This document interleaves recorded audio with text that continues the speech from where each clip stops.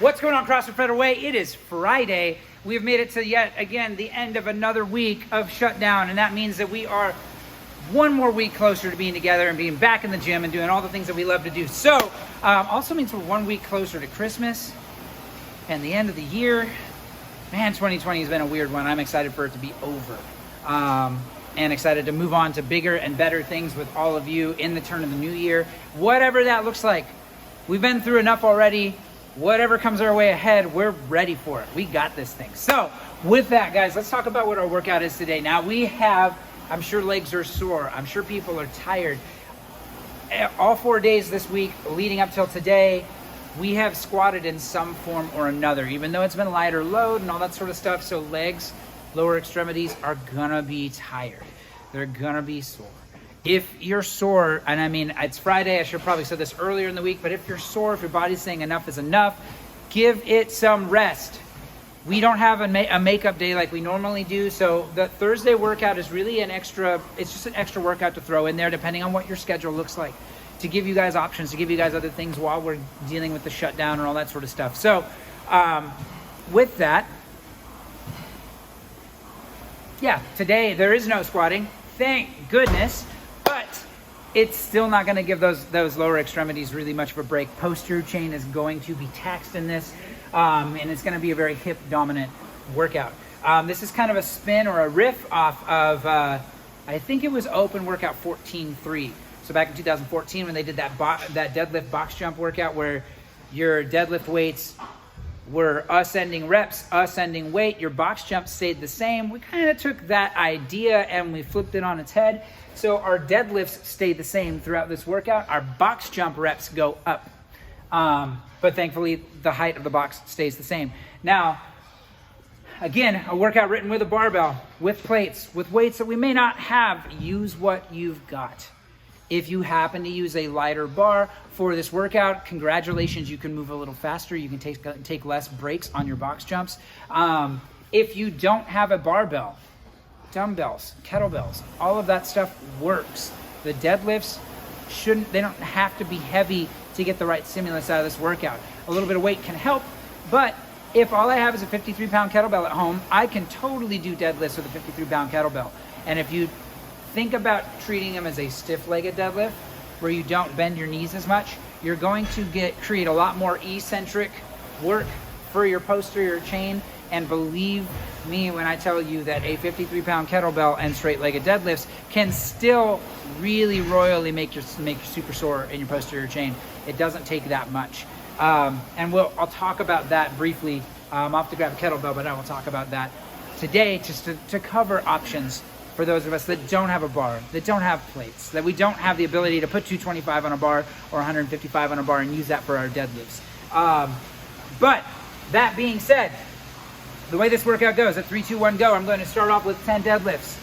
Prescribed weight is 225 for the dudes, 155 for the gals, and then I'm going to go into 10 box jumps, 24 inches for the guys, 20 inches for the gals. Now, box jumps, we've talked about this before when they've come up. If you have a box, great, use it. If you don't have a box, you can find something to jump over, or you can do tuck jumps, which we will talk about both of those things here momentarily. So I go 10 box jumps, back to a set of 10 deadlifts at the same weight, 15 box jumps, 10 deadlifts, same weight, then 20 box jumps, and so on and so forth until we get to 35 box jumps for our last set. When we're done with that set of 35 box jumps, time, that's over, that's it. So this, again, very much a hip-heavy, hip-dominant workout. Don't be shocked when your hip flexors start to get a little bit fatigued when you're partway through this one, because that aggressive hip open mixed with a pull and a straighten of the body when we're dealing with a deadlift. One is a hip open. I mean, the deadlift is going to be posterior chain and all that stuff too, but still opening my hips. It's a slower open of the hips than an aggressive jump and open of the hips to jump up on the box. But there's a whole lot of muscle redundancy going on here. So just be ready for that fatigue level when you get to, I would say probably about the time when you're ending your set of 20 on your box jumps. Might be where you're really starting to feel it a little more. So that 25, 30, and 35 sets of box jumps are going to be a lot more mentally challenging than, say, those early sets when you're fresh.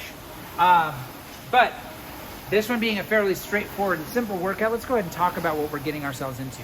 So starting with the deadlifts.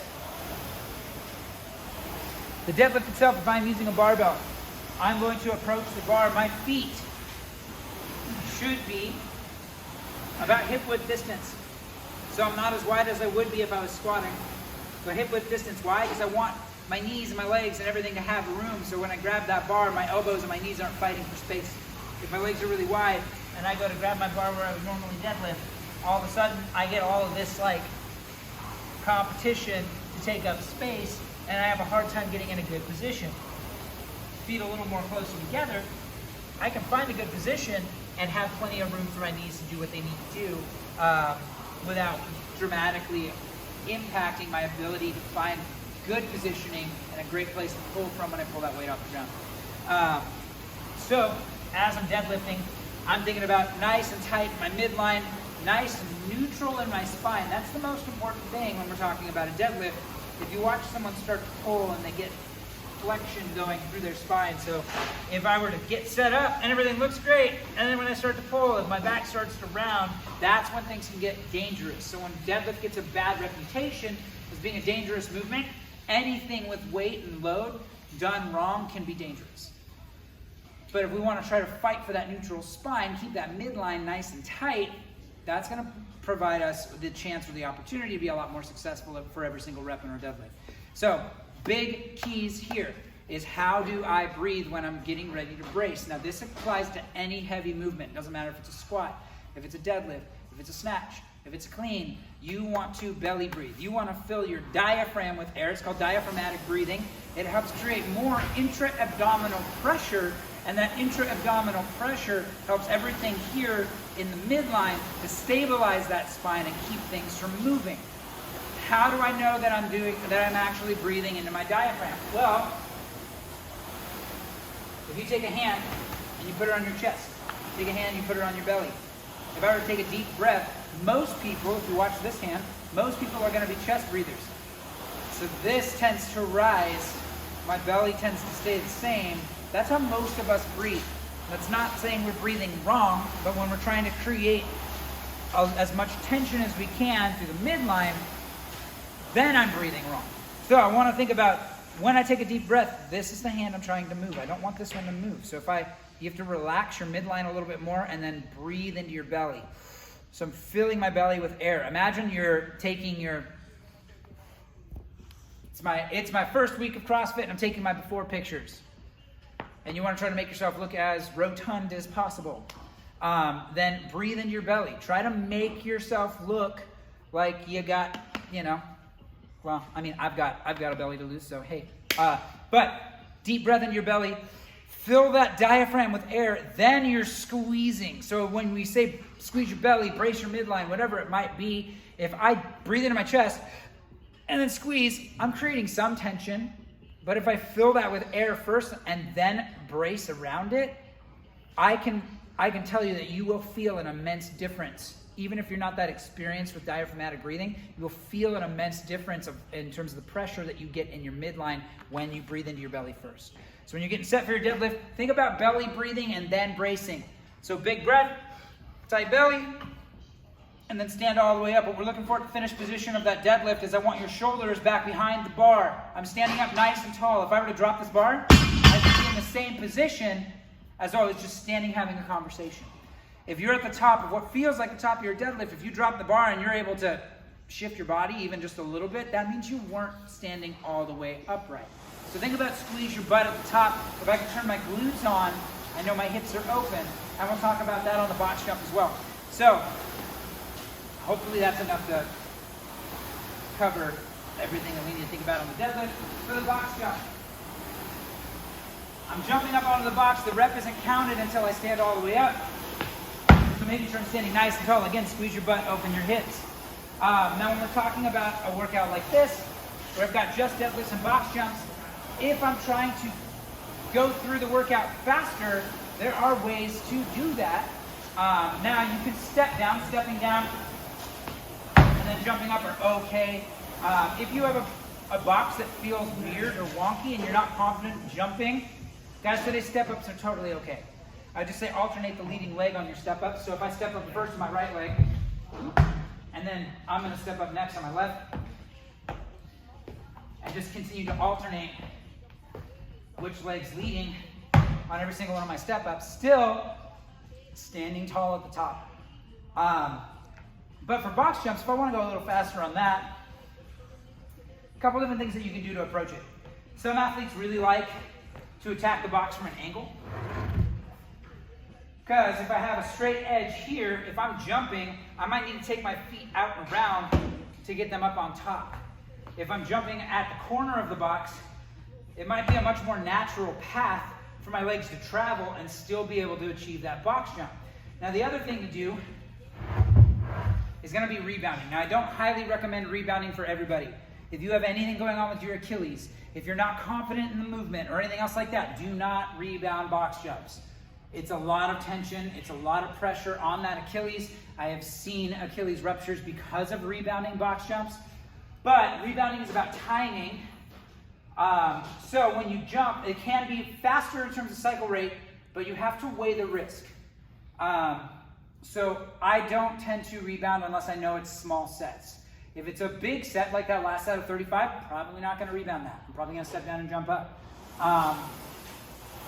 But in this case, a rebound, I'm going to jump, stand all the way up. This time I'm going to drop and immediately go into my next box jump.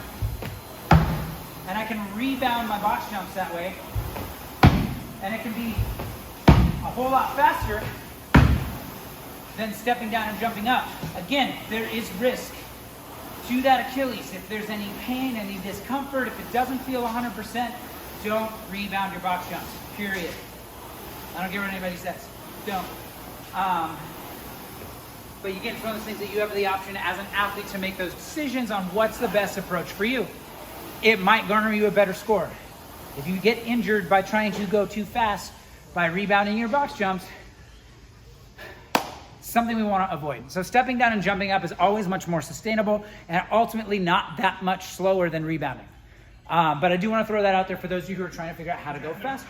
So we've got deadlifts, we've got box jumps. Let me grab that kettlebell like I said I was going to grab.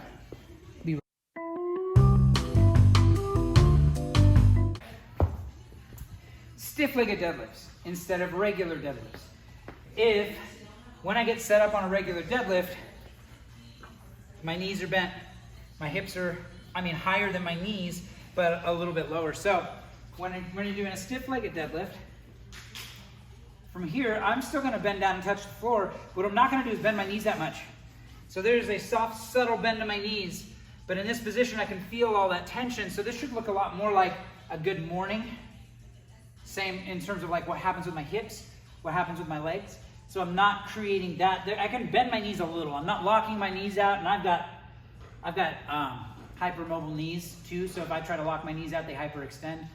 So you don't want to lock your knees out and then try to do a deadlift. That's a bad idea. But it's about limiting how much those knees bend. So a subtle bend in the knee is fine, still while trying to keep that chest nice and tall and hinge at the hips. But again, it creates more of that eccentric motion, that lengthening of the muscle under tension on the way down. So it's gonna work that posterior chain a lot more than a regular deadlift would with a lighter weight. So if I don't have a 225-pound barbell and all I have is a 53-pound kettlebell, this will do just fine. Will you still move faster on your deadlifts? Yes. Will you feel it more the next day? Highly likely if they're stiff-legged deadlifts compared to regular deadlifts. So I just want to throw that option out there. But now that we talked about deadlifts and box jumps, let's head back to the board and talk about our workout one more time. So again, 3, 2, 1, go. 10 deadlifts. Prescribed weight today, 225 for guys, 155 for gals. Then 10 box jumps, 24 inches for guys, 20 inches for gals. And then we're going through 10 deadlifts every time we come back to the bar. And the box jumps go up by 5 every time until we hit 35 reps of box jumps at the end. And then once we're done with that 35, that's it. Done. Time. It's over. Thank goodness. So with that, guys, have some fun with this. Be smart about how you approach those box jumps and your deadlifts. And more than anything, let's get after it.